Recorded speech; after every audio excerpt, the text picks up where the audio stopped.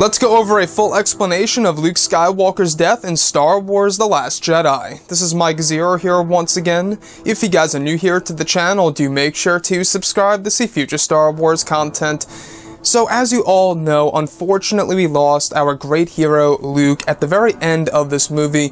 I was not expecting this at all whatsoever. In fact, I expected him at the very least to die at the very end of Star Wars Episode 9, bringing a close to the end of the sequel trilogy. Now, recently, the Huffington Post caught up with the crew of The Last Jedi and director Rian Johnson, and they were able to explain even further on Luke Skywalker's death. So, this is what they had to say, starting off with visual effects supervisor Ben Morris. He states, "The fatal Last Jedi shot with that memorable sunset as mostly real, though he said the filmmakers added a second sun in post-production.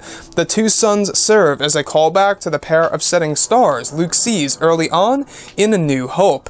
Ultimately, Luke went out the same way he came in." Editor Bob Dusquet had this to say, "It's a purely cinematic scene. There's no dialogue. There's no action. It's all emotion and character and figuring out exactly how to communicate to the audience what we want to communicate," Dusquet continued. "We spent an enormous amount of time on it." Now, director Rian Johnson had this to say about the very ending of The Last Jedi, including Luke Skywalker's death.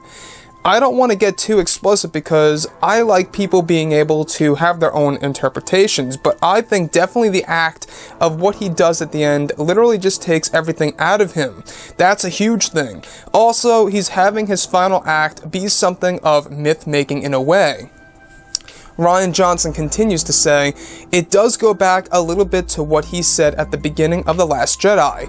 What do you think one guy walking out there with a lightsaber can do? The answer is create a legend that will spread hope.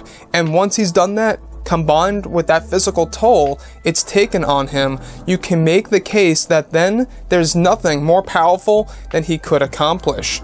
It goes on further to say by Rian Johnson that the galaxy needs legends. "I think about the look in Rey's eyes in The Force Awakens when she says, 'Luke Skywalker, I thought he was a myth,' and that gleam in her eyes, and I think about how I felt when I showed up to work the first day to meet with Mark Hamill, and I sat down and started talking to him, and I could only see Luke Skywalker. He made it very hard to talk, and it's the idea that there's value in that, in terms of inspiring us to fight the good fight and be our best. When I realized that's where Luke was going to get to by the end of the movie, and when I realized this was going to be an emotionally rich arc for him, it seemed like, well, if there was a time to give him this moment, this would be it. I wasn't looking forward to it, I was kind of dreading it, but at the same time, it felt like the right moment, it felt like the right time in this trilogy."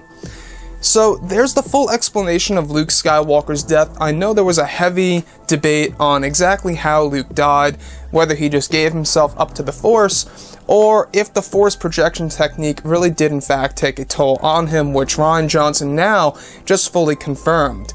Furthermore, you know, the whole inspirational value of this scene, I like that concept of how Luke Skywalker's looking at the twin suns once again.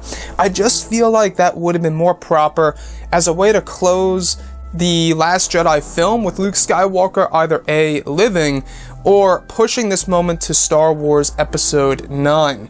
So overall, guys, drop a comment below. Let me know what you think about this in the comments section. And if you guys did enjoy the content for today, do make sure to drop a thumbs up on this video to support the channel. I thank you all so very much for the kind support, and I'll catch you guys next time.